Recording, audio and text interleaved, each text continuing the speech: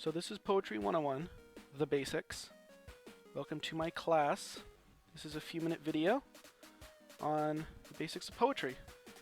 So let's start with the official definition, which of course is not necessary, but is good for your overall understanding of poetry. As a place to start, it's wide-ranging. There are a lot of definitions, a lot of possibilities.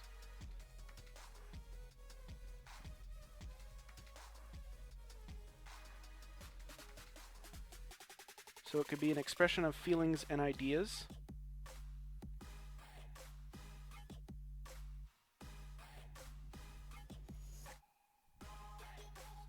There's style and rhythm to it as well.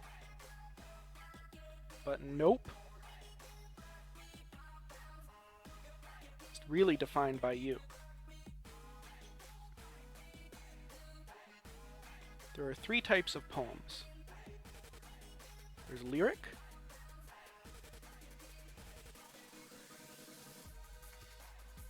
which is personal feelings and emotions.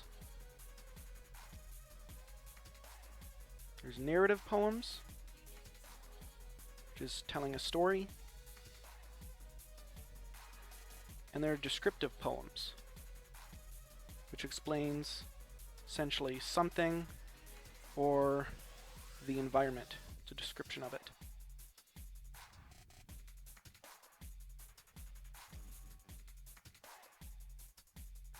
There are various types of stanzas.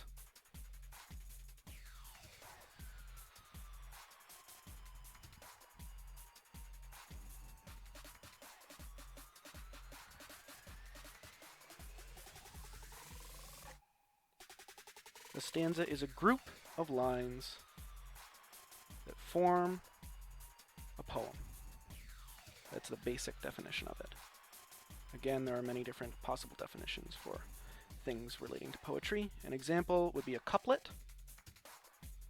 Couplet, that's an example of a stanza. Couplet is two rhyming end words at the end of a line, the end of lines. Example is, the cat has a hat. Pretty creative, I know. And as does the bat. So you see there's rhyming n-word and then another rhyming n-word there. And that is also a rhyme scheme, which is a pattern of rhyme,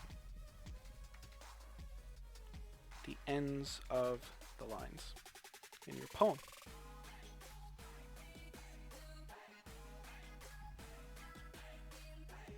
Like a couplet.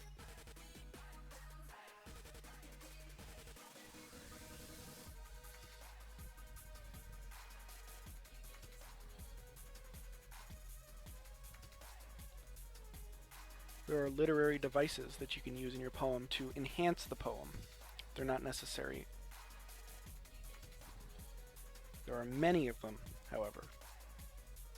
So you can choose one or multiple for each depending on your poem. There's simile, an example of a literary device, which is a metaphor using like or as, basically. So you use the words like or as for a metaphor. A metaphor is a figure of speech that relates or refers to one thing by mentioning another.